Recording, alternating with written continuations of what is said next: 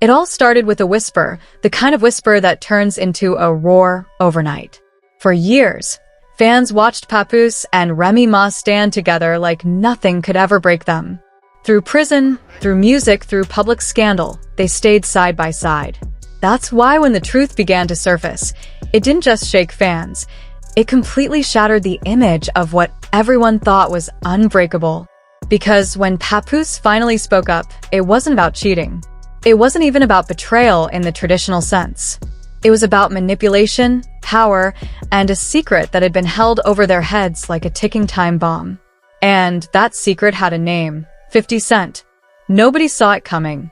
At first, people thought Papoose was just pulling away from the spotlight, maybe going through something personal. He started declining interviews, skipping industry events. Even Remy's social media posts started to feel off. No more cute videos. No couple selfies.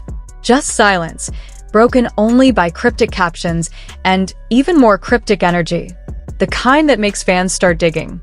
But the real storm didn't hit until a now-deleted post shook the timeline to its core. Papoose, in a raw and clearly emotional moment, wrote, "Sometimes the people you protect the most are the ones who let snakes in the house." That one sentence set the internet on fire. Immediately, fans were like, who's the snake? Was it Remy? Or was he talking about someone else? It didn't take long before a few eagle-eyed followers connected the dots. Just a few weeks before that post, Remy Ma had been spotted in a very quiet meeting in New York City, and not with her usual circle. She was seen having dinner with none other than 50 Cent alone. No team, no press, no cameras. Just the two of them in a dimly lit corner of a private restaurant. The moment passed with little media buzz, but now, with Papoose's post hanging heavy in the air, everything felt different. People started remembering the long, messy history between 50 Cent and pretty much everyone in the industry. The way he aired people out without hesitation. And more importantly, how he always seemed to know people's secrets before the world did. So when the rumor started that Remy Ma had made a secret deal with him to keep something hidden, it spread like wildfire. At first, the claims sounded crazy. What could 50 Cent possibly have on Remy Ma that she'd be willing to go behind Papoose's back? What kind of deal was even on the table? But then an alleged insider, someone from Remy's old camp, came forward anonymously, and that's when things really got ugly. According to this source, 50 Cent had access to something. Something old, something buried, and something that could have destroyed her brand. It wasn't clear whether it was a video, an old legal issue, or something more personal. But allegedly, he threatened to bring it to the surface, unless Remy did a few favors. One of those favors? A strategic silence during one of his recent public beefs. Another? A private agreement that involved a financial kickback and, allegedly, some industry connections. But the worst part wasn't the secret deal. It was that Papoose didn't know, not at first. Apparently, he found out by accident. Someone close to him, possibly even from 50's camp, slipped him a message. A few screenshots. A short voicemail. Just enough to raise suspicions. And when Papoose brought it up to Remy, hoping it was all fake or taken out of context, she couldn't lie anymore. That conversation, according to multiple sources, broke him. He didn't yell. He didn't post a long rant. He just shut down, walked out, packed a bag, and didn't come back for weeks. When Remy was later asked during a live Q&A why Papoose hadn't been around lately, she brushed it off with a half smile and said, "He's just focused on his own stuff right now." But her eyes told a different story. There was a flicker of regret, maybe even fear. And now we know why. Because behind closed doors, Papoose wasn't just angry. He was heartbroken. This wasn't just about the secret deal. It was about trust. About years of loyalty being wiped away in one night. He had stood by her through the darkest times, and now, the person he fought for had chosen to protect herself by hiding the truth from him. Even worse, he started hearing rumors that the so-called deal with 50 Cent might have gone deeper. That there were calls, meetings, and even some unconfirmed exchanges involving a past legal case Remy never told him about. Papoose felt like a fool, like the last to know everything. And he was done playing the role of the loyal husband while the industry treated him like a side note. But what really blew the lid off? A live stream. Late one night, without warning, Papoose went live. No flashy background. No setup. Just him, sitting in what looked like a dim room with a hoodie on, looking tired. He didn't say names, but he didn't have to. There's people in this industry that think they can control you because they got something on you, he said. But when you start hiding that from the people who love you, that's when the real damage begins. Viewers flooded the comments like a tidal wave. Is he talking about 50? Did Remy lie to him? What's he gonna do now? But instead of answers, all they got was silence. Papoose ended the live mid-thought. No explanations, no clarifications. Just a dead screen and a comment section on fire. That moment, it wasn't just a cliffhanger. It was the crack in the foundation. The silence was louder than any diss track, and the internet felt it. From that point on, everything changed. The man who used to call Remy his queen, his ride or die, was different now. Colder, sharper, almost calculated. First came the social media sweep. Fans noticed Pap started deleting old pictures with Remy. Anniversary posts? Gone. Vacation flicks?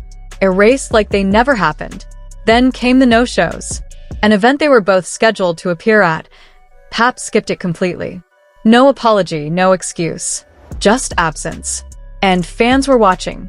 But the real shock? He started rapping again. Not the Pap who rapped about loyalty, family, and building a legacy. This was a new version. One who had nothing left to prove, but everything to say. In a freestyle that blew up within hours, he spit, "You made a deal with the devil.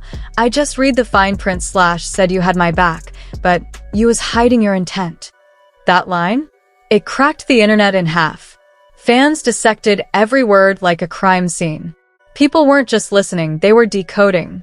Everyone wanted to know, what did she do? Meanwhile, Remy held her ground. Or at least tried to. She posted motivational quotes. Stuff like, "Protect your peace," and "Growth is painful, but necessary." She shared boomerangs from the studio, smiling like everything was fine. But it was all too curated. Too polished. Then came the post that really got people talking, a close-up selfie with a caption. "Focus on what you can control." Translation? Damage control mode activated. But behind that strong front, sources whispered a different story. Remy was panicking, not just over the music or the fans, but the image. That image of strength, of unity, of being hip-hop's power couple. That image they fought so hard to build was crumbling. Then came the final blow. Pap did something no one saw coming. He sat down for a podcast interview, low-key, invite-only but raw. He didn't drop names, but the pain was obvious. "I found out about choices that were made for the family, and I wasn't even in the conversation." He paused, then added, "Sometimes the people you love are trying to stop things from blowing up, but by hiding it, they light the match anyway." And just like that, the story wasn't just about betrayal anymore. It was about trust, about silence, about what really happens when the camera's off.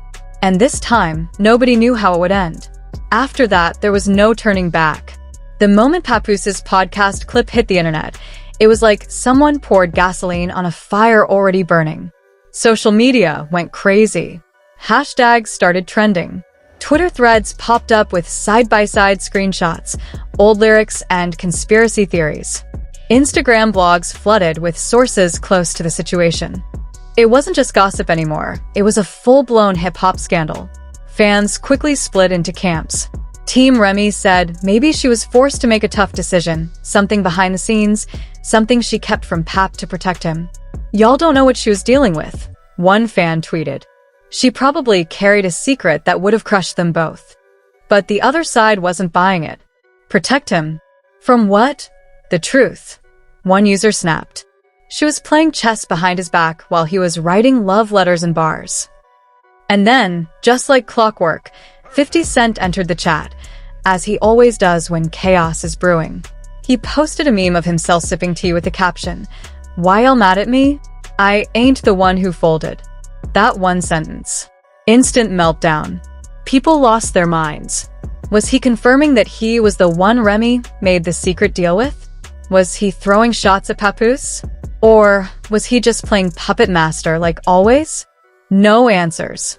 Just emojis, laughing gifs, and more fuel on an already flaming situation.